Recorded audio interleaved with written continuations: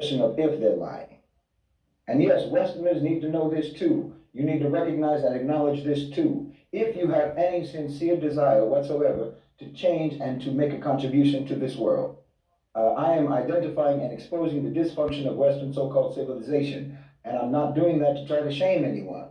This is something that has been done to you by your society, by your culture, and it is detrimental to every single individual in that society. And you deserve to be normal people.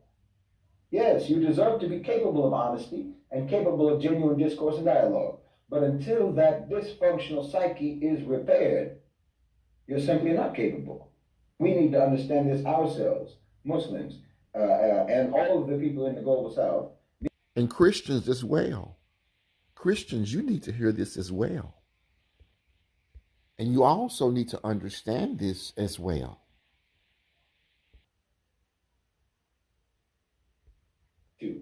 Because, wallahi, I think that one of the biggest mistakes, one of the biggest vulnerabilities that we have had historically is that we have not understood this about you. We have actually tried to deal with you as if you are normal people, as if we're on the same wavelength, as if we operate in the world in the same way, and we do not.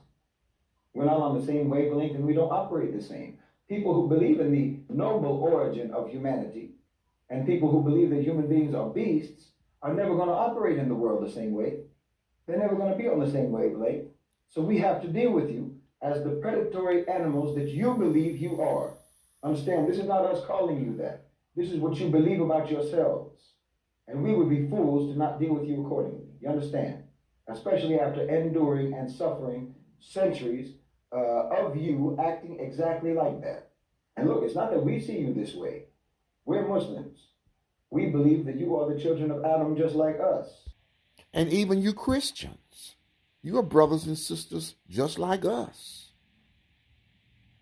You have two different belief systems. And you see, in the West, they don't want you to know the truth. They want to fill you with lies so they can continue to control and manipulate you. But see, that's got to come to an end, because the children of the Most High belong to the Most High. And you are not going to derail them. Okay? Sisters in humanity. And we want you to live up to that noble heritage. That's what we want for you. But you still think that you can learn how to act by watching chimpanzees and watching wolves and predatory animals and so on. So no, we can't afford to deal with you according to the way that we would like you to be. We have to deal with you according to the way you are. And that's on you. No one's going to change you but yourselves. We can't change you. Your civilizational psyche is oppressive to you, and it has made you oppressive to the rest of the world. So yes, we hope you can change for your own sake and for our sake. We hope you can change. But until that change happens, and I mean really happens, because every time that you've ever told us that you've changed, it's always been nothing but a lie. Until you actually change, the best way that we can deal with you is by doing our best to try to not have to deal with you at all. That's the truth. I know you guys love your balance. It's just they taught you balance the wrong way. You're thinking about balance from a Western conceptual standpoint. And it's more so based on harmony, right? Finding flow with things, because balance is the beginning and you can't get caught up in these words. Harmony is unequal parts coming together to work and flow. But harmony is the higher principle, because nature operates in harmony. You trying to come out, you're in a relationship, you need balance. That's trying to force things to this consistent, even distribution, whereas there's no actual true equality in reality, right? There is no quality. Not in the sense when it comes to human beings, we're not all equal. We are unequal human beings. Though we do have a weight of equality to our gifts, meaning that there's somebody that can play the harp in a way that touches souls. I can't do that, but I'm a speaker of divine eloquence. We're not the same. right? But you put that hard person on the stage with me and let me speak, and you connect those two together, they have harmony and flow. That person might not be seen as equal importance, right? It doesn't matter because we can still work together in harmony. We don't need things to be equal. That's toxic. That's trying to always control everything instead of figuring out how these parts work together and flow with each other, even though they are unequal. The sun and the moon are not equal, but they flow in harmony. And in a relationship, you're not trying to look for this consistent balance. You're looking for how does these things flow in harmony. In equal parts flowing together. So therefore, even as things are consistently changing, you're constantly finding that rhythm to flow with. And in today's time, having the ability to pivot and to be in flow is more important than anything. Because things are constantly changing. So the goal is not homeostasis, the goal is allostasis.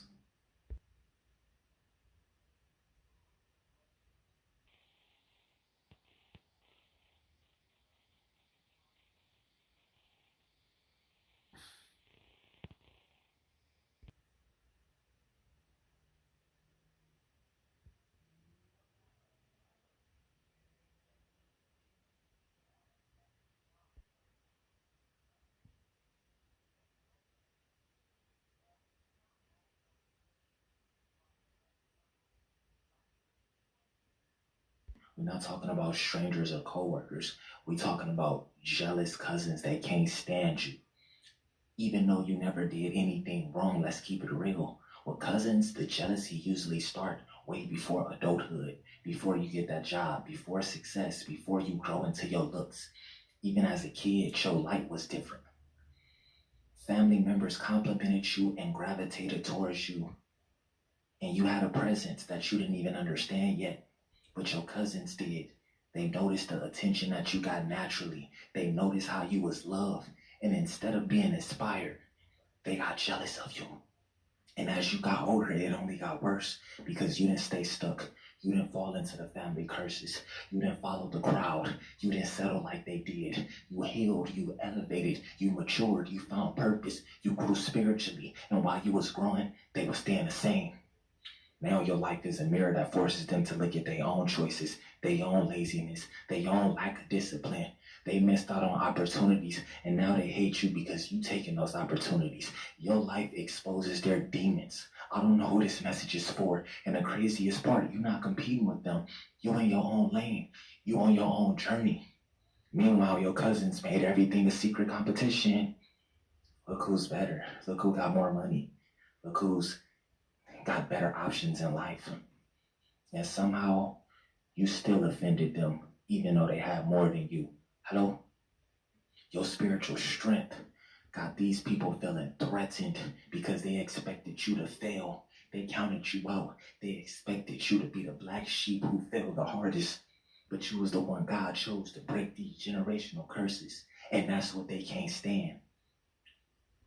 God didn't make you the chosen one to be better than them. He made you the chosen one to break what they couldn't break. Hello? To see what they couldn't see. Hello? To heal when they refused to heal. Hello? Your cousins can't stand your destiny because it exposes that they ain't got one.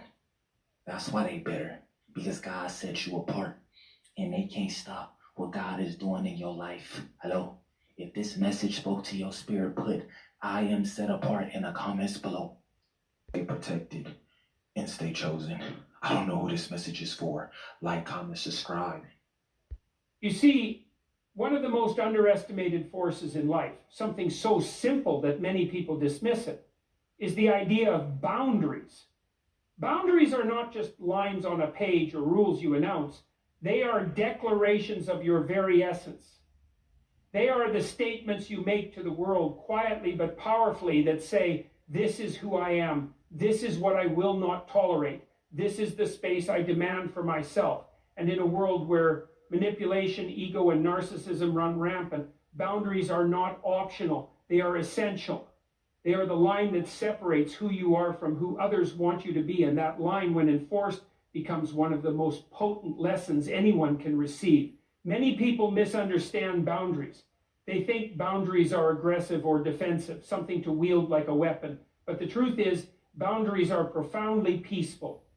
They do not shout, they do not scream, they do not even need justification. They simply exist. And it's in that existence, so quiet, so deliberate, that the real power lies. When you set a boundary, you are not trying to punish anyone. You are not trying to control them. You are simply saying, this is my life, and I will not compromise it for your whims. Now imagine for a moment the person who has consistently tried to bend you, to break you, to shape your world to fit their desires. They have lived with the assumption that you will always accommodate, always excuse, always forgive. They have relied on your willingness to absorb their chaos, to tolerate their overreach, to normalize their toxicity. And then one day, you draw a line. And that statement, though quiet, is lethal to someone who thrives on manipulation. And then one day, you draw a line. Maybe it's a refusal to answer their calls, to engage in arguments, to let them dictate your emotions. Maybe it's simply the choice to remove yourself from a situation that has always demanded your submission. Whatever form it takes, that boundary is like a mirror being held up to them, reflecting a truth they have never wanted to see. They do not control you. It is remarkable how disruptive such a simple act can be. The person who believed they had dominion over you suddenly encounters resistance that is immovable. They may try to test it. They may attempt to push past it, to charm or guilt or intimidate. But boundaries, when set correctly, are like walls of steel. They do not yield. They do not bend. And each attempt to violate them, each push against that line, only reinforces the lesson. You are no longer available for manipulation. You are no longer a passive participant in their drama. You are a sovereign entity, and your life is yours alone. There is an almost poetic justice in this. Those who sought to control you, to belittle you, to invade your autonomy, suddenly find themselves confronted with the full weight of their assumptions. They expected compliance, and they are met with defiance. They expected compliance, and they are met with defiance. They expected submission, and they are met with indifference. And the realization is devastating, not because of any words you said, but because of the quiet, unwavering truth of your boundaries. They are forced to reckon with the fact that you have value, that your time, your energy, your emotions are not theirs to take, and that no amount of manipulation can alter this reality. Boundaries are not only protective, they are transformative. They teach the other person, often more effectively than confrontation or argument ever could, that the world does not bend for them. They teach them silently but indelibly that there are consequences for overstepping, and that those consequences are real, immediate, and unyielding.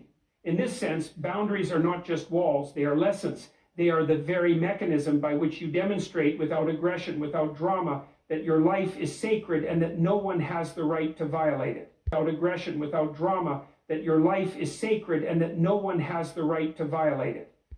That there are consequences for overstepping, and that those consequences are real, immediate, and unyielding.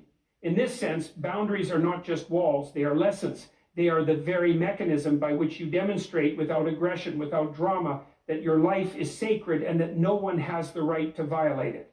It requires the willingness to stand alone, to endure discomfort, to face the potential backlash of someone who is not used to being denied. But here is the remarkable paradox. The moment you embrace boundaries fully, you are no longer at the mercy of chaos.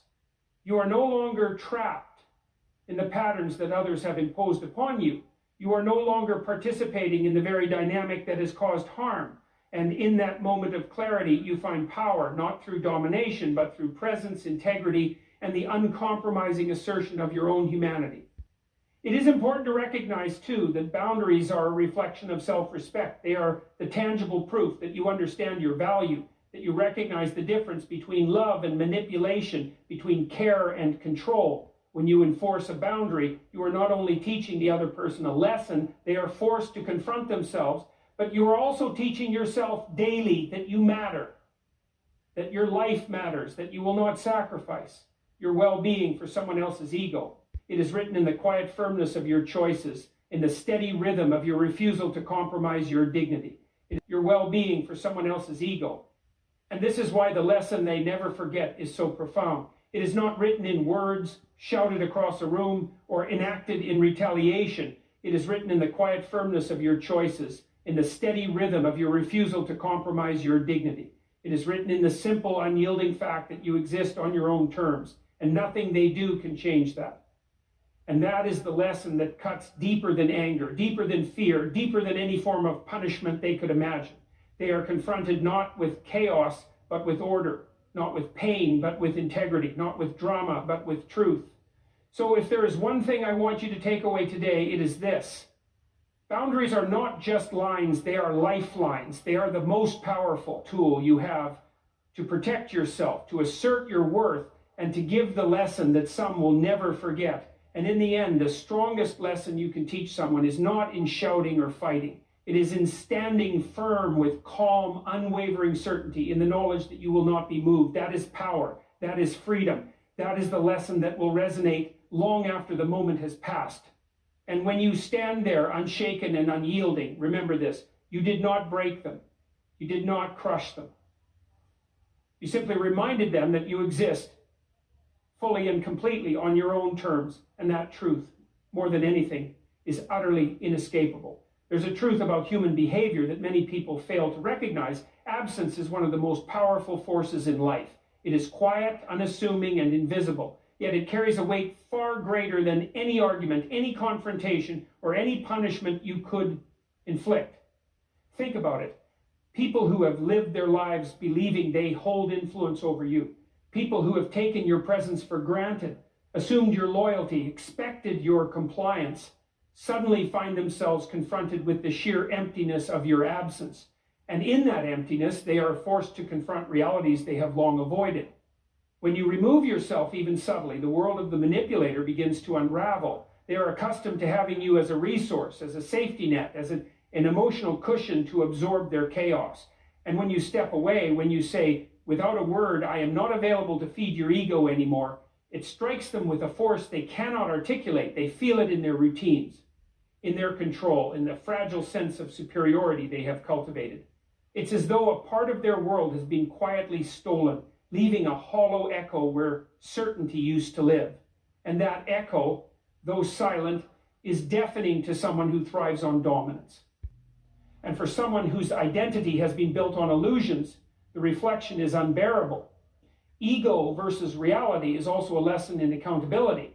Those who manipulate or dominate often believe they are untouchable, that their actions have no consequences, that the world will bend to their will. But reality, as unyielding as gravity, does not conform to their desires. It responds to truth, integrity, and consequence. And when the person they tried to control acts with clarity, self-respect, and independence, reality itself delivers the lesson. They are forced to recognize that the world does not revolve around them, that control is never absolute, and that influence can be lost in an instant. Moreover, this confrontation forces introspection, whether they like it or not. The ego, confronted with the unassailable truth of another person's autonomy, must contend with the emptiness of its own methods. Every manipulation, every coercion, every attempt to dominate is revealed for what it truly is, an effort to mask insecurity, fear, and inadequacy. And this revelation is painful because it cannot be avoided. The reflection is clear. The absence of compliance, the steadfastness of integrity, and the refusal to be manipulated, all of it illuminates what was always lacking: honesty, empathy, and accountability. The tension created between ego and reality is not merely psychological, it is practical. The manipulator who fails to see the consequences of their actions quickly realizes that their influence has diminished, that opportunities to control or dominate have evaporated, and that the life they imagine for themselves is unstable. The people they sought to manipulate are no longer tools to be used. They are autonomous agents capable of making their own decisions, setting their own boundaries, and living independently of the manipulator's designs. And in that independence lies a power the ego cannot undermine. This clash between ego and reality is also instructive for the observer. It teaches the profound lesson that power based on manipulation, coercion, or control is inherently unstable. It teaches that the only enduring influence is earned through integrity, presence, and self-respect.